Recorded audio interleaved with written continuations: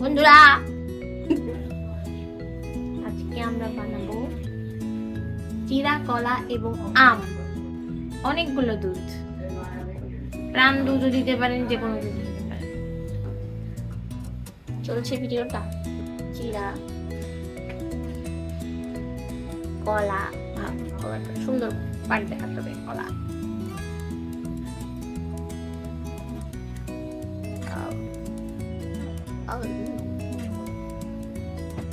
বন্ধুরা, আপনাদের হাত আছে, হাতটা ভালো মতো পরিষ্কার করে ধুবেন।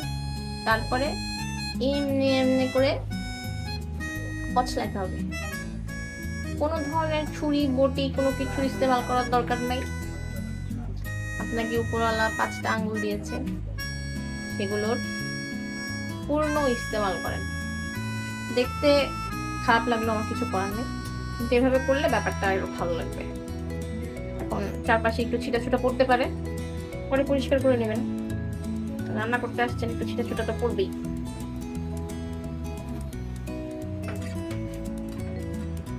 কলাটা ওইভাবে মনে করেন কারোর উপর যদি রাগ থেকে থাকে, মনে করেন তাকে এইভাবে কচলাই ফেলতেছেন।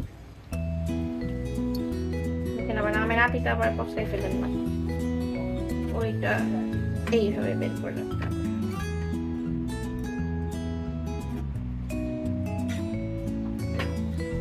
এখন সবকিছু আবার কচলাতে হবে।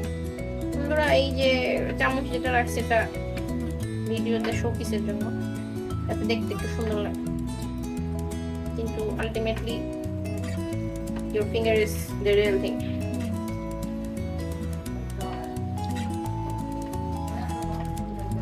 ভাতের মতো লাগলো, এটা কিন্তু ভাত না, চিরা।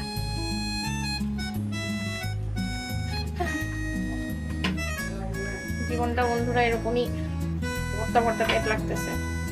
চারপাশে অনেক বৃষ্টি, বৃষ্টিতে ঘরের মধ্যে সবকিছু স্যাঁতস্যাঁতে এরকম ভর্তা ভর্তা হয়ে যেতেছে। এখন আমরা দিব দুধ। হাতটা একটু ধুয়ে নিই।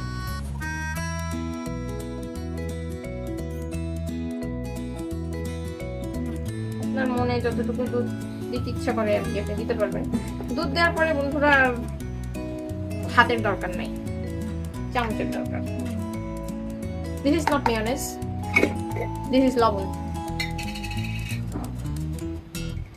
আমরা মিডল ক্লাস মানুষ, আমরা আইসক্রিমের ডিব্বাতে মটরশুঁটি, আদা বাটা, জিরা বাটা এগুলো রাখি।